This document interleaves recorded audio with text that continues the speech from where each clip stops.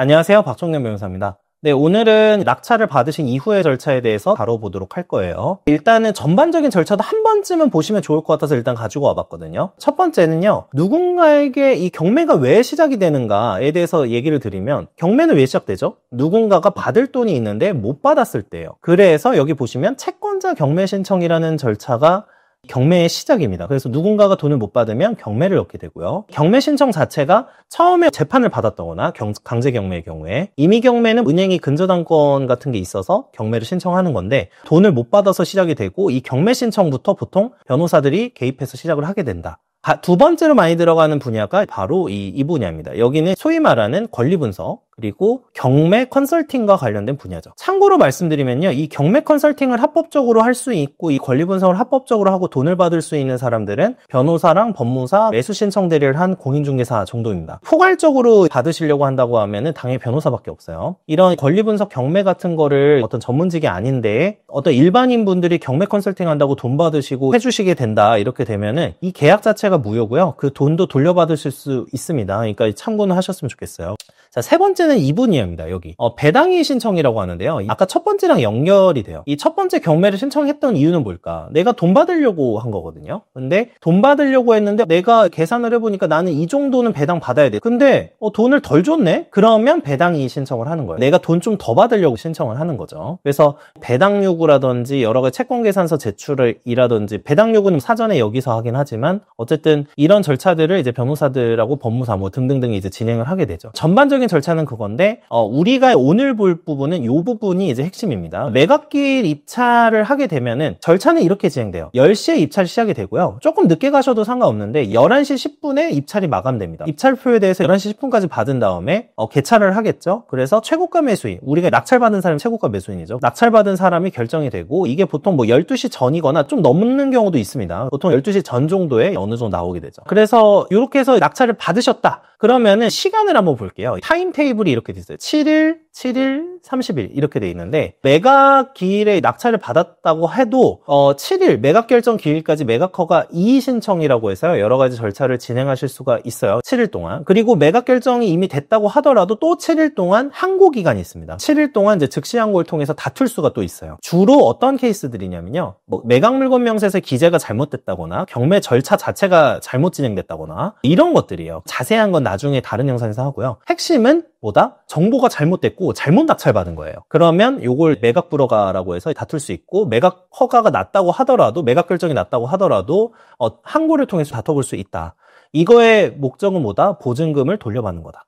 아시겠지만 최저 매각 가격 10% 보증금으로 거셨을 텐데, 이 보증금을 필요 없습니다. 보증금을 원래는 돈을 미납부해서 매수를 못하는 경우에는 이게 몰취가 되는데, 그렇지 않고 보증금의 경우에는 매각 불허가를 받게 되면 돌려받으실 수가 있어요. 어쨌든 항고 안 하고 확정이 됐다고 치면은 30일의 기간을 줍니다. 대금 납부 기한. 그래서 총 44일.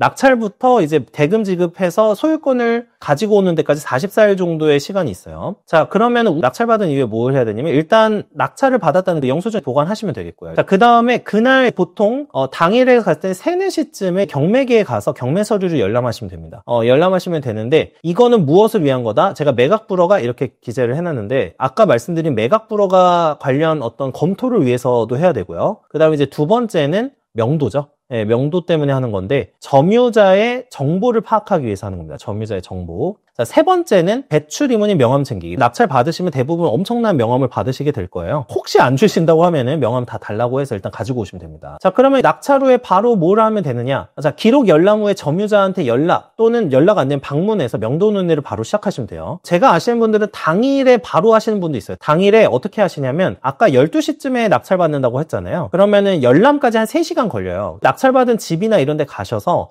포스트잇을 붙이고 이미 오시는 거예요. 오늘 낙찰받은 누구누구인데 혹시 이사와 관련해서 조금 이야기 나누고 싶어서 남긴다, 연락처 이렇게 남기고 해서 연락 한번 부탁드립니다, 이런 식으로 남기게 되는 거죠. 그래서 명도 논의는 어차피 돈을 납부한 다음에 하는 게 아니라 사전부터 진행을 하시면 되고요. 두 번째는 대출 상담사 연락을 하시는데 대출 견적 의뢰를 하시면 돼요. 사건 번호랑 기본적인 물건 정보, 그리고 기본적인 소득 같은 거 보내시게 되면은 이걸 통해서 대출 견적을 의뢰를 하실 때 문자 메시지로 정리해서 보내주시면 되겠습니다. 이렇게 해서 여러분한테 보내시면 좋겠죠. 그러면 거기서 제일 자기에게 맞는 대출 조건 이런 거를 참고하셔서 진행을 하시면 되겠고요. 세 번째는 낙찰에 아까 제가 경매 기록 열람한다고 말씀드렸죠. 열람을 했다고 하면은 서류 검토를 좀 해봐야겠죠. 그래서 매각 불허가 신청을 할지 그런 사유가 있는지 확인을 해보시는 그런 절차가 시간이 필요하다라고 말씀드릴게요. 그 다음에 매각대금 납부 관련인데 아까 말씀드린 대로 낙찰받은 날부터 보통 44일 기간 변동이 있을 수 있어요. 뭐 타산에 들어간다거나 해서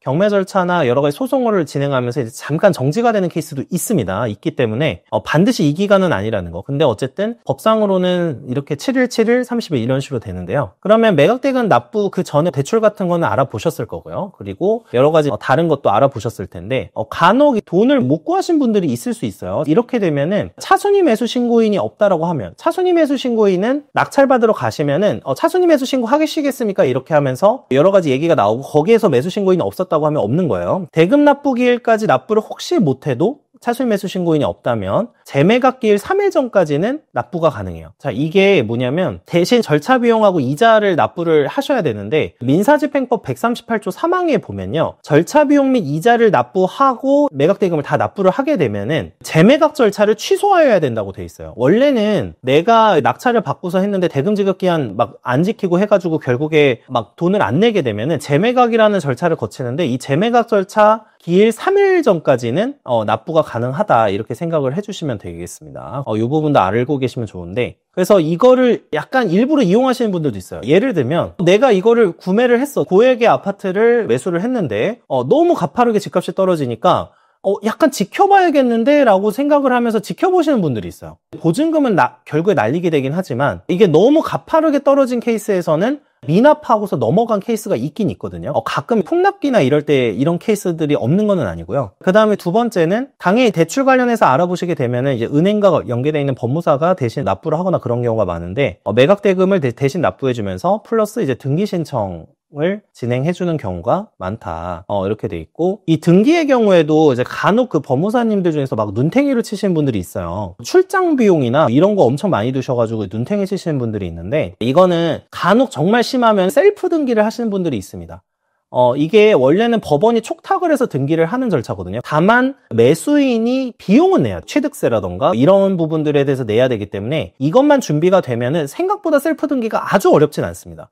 그러다 보니까 이 절차로 진행을 하신 분들도 있다는 거. 그 다음에 세 번째는 매각대금 납부 관련해서 이미 낙찰을 받으신 후에 명도회기가 오고 가셨을 거라고 생각을 해요. 다만 여기서 중요한 거는 매각대금을 납부하기 전까지는 내가 소유자는 아니에요. 논의를 하는 거지 바로 막 무슨 소송을 하거나 그럴 수는 없는 건데 다만 이 부동산 인도명령은 매각대금 납부하시면서 바로 즉시 신청하시는 게 좋죠. 매각대금 완납증명원하고 부동산 별지목록 세부 이렇게 해서 제출을 하시면 보통 진행이 될 수 있는데 어쨌든 이 인도명령은 명도 절차가 협의가 되고 있다고 하더라도 즉시 신청을 바로 하시는 거를 권해드려요. 이것도 보통 법무사님이 대신 해주시는 경우도 있는데 요거는 직접 하셔도 되고 제가 다른 영상에서 인도명령 직접 하시는 법을 서류를 보여드렸었어요. 그래서 그거 참고하시면 되겠습니다. 만약에 법무사님이 안 도와주신다고 하면은 직접 진행을 하시면 되겠죠.